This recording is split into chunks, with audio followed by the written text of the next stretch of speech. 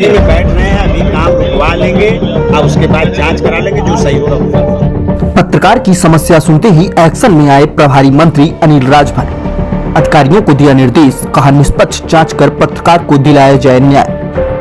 कहा पत्रकार हमारे समाज का आईना है, उनका उत्पीड़न बर्दाश्त नहीं किया जाएगा। गोड्डा में कूटरचित तरीके से जमीन कब्जा करने का सिलसिला पिछले कई वर्षों से चलता आ रहा है। यहाँ फर्जी बैनामा कराकर लोग अधिकारियों से साठ-गांठ कर निर्माण करा लेते हैं, फिर सही बैनामा धारक सालों अधिकारियों के ऑफिस के चक्कर काटता रहता है। ऐसा ही एक मामला गोंडा के पत्रकार के साथ हो गया। पत्रकार कादिर अंसारी ने करीब 40 वर्ष पहले जमीन का बैनामा कराया था, जिस पर आधे में मकान बना हुआ है और आधे में कादिर अंसारी का कब्जा है, जिसमें उनकी फैमिली रह रही है।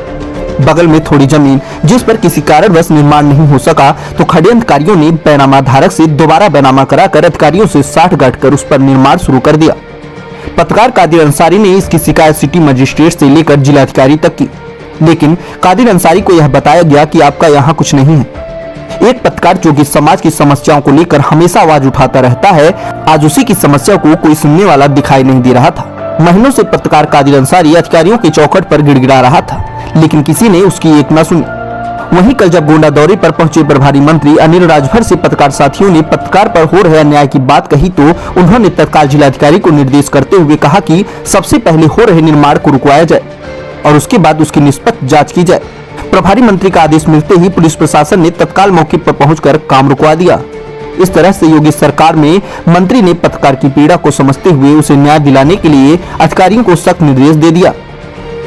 अब देखना होगा कि मंत्री के निर्देश के बाद इसमें अधिकारी निष्पक्ष जांच करते हैं या नहीं। कब्जा की जा रही है और इसके लिए अधिकारियों को से जो शिकायत की गई, तो वो कह रहे हैं कि आपकी जमीन है ही नहीं। मौखिक रूप से कहा जा रहा है और सर पत्रकारों की जमीन पे जबरन कब्जा किया जा रहा है और अधिकारी उसकी पैमाइश नहीं करवा रहे हैं और कह रहे हैं कि और मैं 3-4 दिन से पीड़ित हूँ, अब मेरे पास मजबूरी है कि मैं फांसी लगा लूँ सर, मेरे पास कोई रास्ता नहीं बचा है। आपको फांसी लगाने की आवश्यकता नहीं है, नहीं हम लोग ऐसी स्थिति आने देंगे। आपने हमें अवगत कराया है। नाम कादिर अंसारी है और सन 83 में मेरी मदर द्वारा जो है new Indira Nagar circular road पे एक 4 बिस्वे का प्लाट खरीदा गया था। उसके बाद में उस प्लाट पे बगल में 3.25 बिस्वा उस पे मकान बनवाया गया और 1.25 बिस्वा जमीन बगल में छोड़ी गई थी मेंटेनेंस और रिपेयरिंग के लिए, जिसके बाद में बगल के जो विपक्षी हैं उन्होंने उस जमीन पर जबरन जो है कब्जा कर लिया। कब्जा कर निर्माण कर रहे थे। कई महीनों से अधिकारियों के चक्कर लगा के मैं थक गया था। कोई अधिकारी ऐसा बचा नहीं जिसको मैंने अपनी व्यथा ना सुनाई हो और सारे अधिकारियों से मैं निराश हो चुका था। बिल्कुल से मेरे पास कोई रास्ता नहीं बचा था, क्योंकि जो भी अधिकारी थे वो मौखिक रूप से कह दे रहे थे कि आपका जो है कुछ है ही नहीं, जबकि मैंने अधिकारियों से बहुत गुहार लगाई कि बसर बैनामे में मेरी मदद ने 4 बिस्वा बैनामा लिया था और मौके पे जो बना हुआ है उसको नाप लिया जाए। नापने के बाद में जो कम है वो रिपोर्ट लगाई जाए, जो सही हो। हमें न्याय चाहिए था, लेकिन मुझे कहीं से न्याय नहीं मिल रहा था, जिसके बाद में कल गोंडा पहुंचे प्रभारी मंत्री के सामने मैंने अपनी बात को रखा।